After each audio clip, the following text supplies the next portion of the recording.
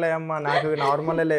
ఇప్పుడు ఇప్పుడు నాకు ఉన్నారంటే ఒక మనిషి పైనకొస్తున్నాడంటే ఎదగనీయకుండా చేసేటోళ్ళు చాలా మంది ఉన్నారు. ఇంక మరి మీకేమైనా థ్రెట్ ఉందనుకోవచ్చా? ఎవరి నుంచైనా ఫ్యూచర్‌లో? ఇంకేమో మరి చూడాలి. మీకు తెలుస్తది కదా! అట్లాంటివి ఇట్లా ఏం కనిపిస్తలేవు. అట్లాంటివి ఏం ఇట్లా లేదు. ఏం లేవు. అట్లాంటివి ఇట్లా. ఒకవేళ అట్లాంటివి ఇట్లా చేద్దామని చూసినా గానీ ఇప్పుడు ఒక మనిషికన్నప్పుడు అయితనే ఉంటాయి, పోతూనే ఉంటాయి. అవి కామన్ ఇడిచిపెట్టేసేయాలి. ఇంక వారి ఇష్టం అది. సో, మీరిట్లా అంటే అందరికి జాతకాలు చెప్పడం గాని, ఇవి కూడా చేస్తూ ఉంటారా మీరు? జాతకాలు చెప్పేటోళ్ళు బయట ఉండేటోళ్ళు వాళ్ళని నమ్మొద్దని నేనే చెప్పినా. జాతకాలు చెప్తారంటే ఎట్లా నమ్ముతున్నారు? జాతకాలు అనేవి ఎప్పుడు ఏముంటదంటే మనిషి కష్టమేంది, సుఖమేంది, ప్రెజెంట్ ఇంతకుముందుకు ఏమైంది, ఇప్పుడు ఏమవుతుందనేది చెప్పనీకి వస్తది. అది భగవంతుడు చూపిచ్చేది. అంతేగాని జాతకాలు చెప్పుకుంటా కూర్చుంటారు, చేయి చూసి చెప్పుకుంటా కూర్చుంటారు అనేది కాదు. భగవంతుడికి ఎంతో అంత చెప్తారు. వానికి ఏమైంది అనేది చెప్పేంత వరకు శక్తి ఇస్తాడు అంతే. వానికి ఏమైంది. ఎందుకంటే రాకేష్ గారిని ఒక్కొక్కరు ఒక్కొక్క విధంగా చూస్తూ ఉంటారు. ఒకళ్ళేమో యోగిలా చూస్తారు, ఒకళ్ళేమో మాంత్రికుడిలా చూస్తారు, ఒకళ్ళేమో వేరే విధంగా చూస్తూ ఉంటారు. నేనేమో ఇక మరి ఈ విధంగా చూసే వ్యక్తిని కాబట్టి ఇట్లా. ఇప్పుడు ఒక మనిషిని ఒక అద్దం ముందల పోయి నిలబడ్డంత మాత్రంలా ఆ అద్దంలా కనిపించిన మనిషి నిజం కాదు. ఆ మనిషి దగ్గరికి మాట్లాడి ఆయన ఏందని తెలుసుకుంటేనే తెలుస్తుంది. అద్దంలో 100 ప్రతిబింబాలు కనిపిస్తాయి. కనిపించిన ప్రతిబింబం అంతా రాకేష్ స్వాములే గారు. అందులో ఒక్క ఆయననే ఉంటాడు. ఆ ఒక్క ఆయన ఏందనేది తెలుసుకోండి. నేను చెప్తున్నది ఏంటంటే నేను ఒక శివశక్తికి సంబంధించిన ఆయనని, నా యొక్క అమ్మవారి గురించి నేను గొప్పగా చెప్పుకుంటున్నా.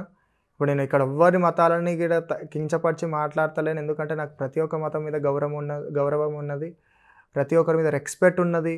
ప్రతి ఒక్క పబ్లిక్ మీద నాకు రెస్పాన్సిబిలిటీ ఉన్నది, చెప్పే రెస్పాన్సిబిలిటీ. కాబట్టి నేను ఒక శివశక్తికి సంబంధించిన మనిషిని. నన్ను తప్పుగా చూసేటోళ్ళకి తప్పుగానే కనిపిస్తా, కరెక్ట్గా చూసేటోళ్ళకి కరెక్ట్గానే కనిపిస్తా. అది మీ యొక్క అభిప్రాయాల బట్టి ఉంటుంది. కాబట్టి మీకు చెప్తున్నది ఒకటే, నేను ఒక శివశక్తిని, తాంత్రికిని, మాంత్రికిని మాత్రం కాదు. దాని గురించి విరుగుడు చెప్పడం జరిగింది. మీకు ఇట్లా ఉండండి ఇది. ఎందుకంటే మేము చిన్న ఉన్నప్పుడు మేము ఎదుర్కొన్నాం. మా అమ్మ నాకు చిన్న ఉన్నప్పుడు దేవుడు వస్తే నా కొడుకుని చేతవాడి చేసి చంపేస్తారో, ఇంటి పక్కలతో గొడవలు అయితే వాళ్ళేం చేస్తారో అన్నట్టు భయపడేటోళ్ళు. ఆ భయం వల్ల ప్రతి ఒక్క తల్లిదండ్రులకి తన పిల్లలు ఎక్కడైతే ఆగమవుతారు అనే భయంతో తాంత్రికులు అనుకుంటే ఇది అదే చేయించుకుంటుంటారు. సో అట్లాంటివి చేయించుకోదని నేను చెప్పడం జరిగింది. దానివల్ల కొందరికి బాధ అనిపిస్తుంది అంటే ఇక మరి వాళ్ళు ఎందుకు బాధపడుతున్నారో నాకు తెలియదు. ఓకే, మరి అంటే మీరు ఇలాగే ఒక మీడియాలోనే మరి మీరు చేతులు పడిపోయేలా చేయడం, దాని వల్లనే జనాలు అందరూ నమ్మారు అనుకోవచ్చా? అందులో ఒక వీడియో ఉంటుంది, మీరు చూడండి. లాజిక్ లేని మ్యాజిక్ నేను చేస్తా, గడ్డంలోకి వెళ్ళి పువ్వు నేను తీస్తా. ఒక మాంత్రికుడి దగ్గరికి పోతే ఆ మాంత్రికుడు చేయి లేపకుండా చేస్తాడో, కాళ్ళు లేపకుండా చేస్తాడో, ఏదో చేస్తాడని భయపడతారు. అట్లాంటి నమ్మకండి అనేది వీడియో ఉంది. మీకు నేను వినిపించమంటే చూపిస్తా. ఇప్పుడు ఇక్కడ వినిపించమని వినిపిస్తాను, ఎందుకంటే ఆడియో మీరు వినండి, మీకు తెలుస్తుంది. సో ఇక్కడ చెప్తున్నది ఏంటంటే, ఒక మాంత్రికుడనా ఒక తాంత్రికుడు అనేటోని నమ్మి మీరు భయపడి ఏం చేస్తారనే భయంతో మీరు ఉండకండి. ఇంకోటి, ఇంటి పక్కల అన్నదమ్ముల పంచాయతీ అయినప్పుడు, లేకపోతే ఇంటి పక్కల పాగోళ్ళ పంచాయతీ అయినప్పుడు ఇట్లా తెల్లార వరకలు నేను ఎట్లా చేస్తావు చూడరా, నువ్వు ఎట్లా చేస్తావు చూస్తా. లేకపోతే అరే నాకు తెలిసిన వాళ్ళకి పలానా వాళ్ళు మంత్రగాలు ఉన్నారా, నేను లేవకుండా చేస్తా, చాలా మంది ఉన్నారా మాకు తెలిసిన వాళ్ళకి, ఇట్లా వాళ్ళతో నీకు ఎట్లా చేపియాలో చేపిస్తా అనేటోళ్ళు ఉంటారు. సో అట్లా చేసేటోళ్ళకి ఇట్లా మీరు నమ్మకండి. ఎందుకు నమ్మొద్దని చెప్తున్నా అంటే, ఈ యొక్క నేను చిన్న ఉన్నప్పటి నుంచి చూసుకుంటూ వచ్చిన, డైరెక్ట్గా ఏం చేయలేక ఇండైరెక్ట్ ఇట్లా చేస్తే అదే విధంగా పోయి నేను ఒక మాట అడుగుతా. వాని దగ్గర ఆ శక్తి ఉంటే 10 మందికి అన్నం పెట్టమని, వాని దగ్గర ఆ శక్తి ఉంటే 10 మంది కడుపు నింపమని. అదే శక్తితోని ఈ యొక్క బార్డర్ల దగ్గర ఆర్మీ వాళ్ళు ఉంటారు, వాళ్ళకి ఈ బార్డర్ల దగ్గరికి ఈ గన్లు ఇచ్చాడు ఇవన్నీ ఇచ్చాడు కంటే ఇట్లాంటి మంత్రగాలను 10 మంది పెట్టి ఆడ మొత్తం ఎక్కడెక్కడ ఎవ్వరు రానియకుండా చేయమని చెప్పు, ఆడ సెట్ అయిపోతుంది కదా. సో ఇక్కడ ఏం చెప్తున్నా అనేది ప్రజలు అది చూస్తలేరు, చూసిందే నిజం అని అనుకుంటున్నాను. నేను చెప్పిన మాటలు కూడా వీళ్ళు కరెక్ట్ ఉంటే ఈ రోజు నన్ను ఇక్కడ కూర్చోబెట్టి నన్ను తప్ప అని చూపించకపోతుండే కదా. ఇప్పుడు ఒక మీడియా అయినా పిలిచిండు, ఒక మీడియా మిత్రుడు పిలిచి ఆయన అడిగే క్వశ్చన్లు అడిగిండు. ఓ విధంగా ఇట్లా అన్నారు, మీరు ఇట్లనంట కదా అద్దంటగా అని చెప్పేసి అన్నారు. సో ఇక్కడ ఏం చేస్తున్నారంటే, మనిషిని తప్పుగా చూపించడానికి మంచి పనులు కూడా చెడ్డగా చూపిస్తే నేనేం చెప్పగలుగుతా? ఇప్పుడు అందులో నేను చెప్పిన మంచిని చూడకపోతే చెడు ఒకటే కనిపిస్తే నేనేం చేయగలుగుతా? చెప్పే రెస్పాన్సిబిలిటీ ఉన్నంత వరకు నేను చెప్పుకుంటూ వస్తా.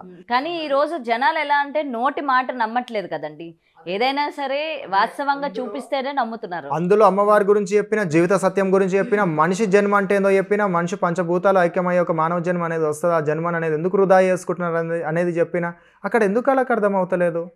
అక్కడ చెప్పిన మ్యాటర్ అనేది చూస్తలేడు. సో అక్కడ చూపించాల్సింది చెడు చూపిస్తే తొందరగా ప్రజలు అనేవి చూస్తారు. చూసిన తర్వాత ఏమవుతుంది అనేది తెలుస్తుంది అనేది అట్లా చేయడం జరిగింది. దానివల్ల ఎవరైనా హర్ట్ అయ్యి ఉంటే సారీ, ఎందుకంటే దాన్ని ఏమైనా నెగిటివ్ మాత్రం తీసుకోవద్దు.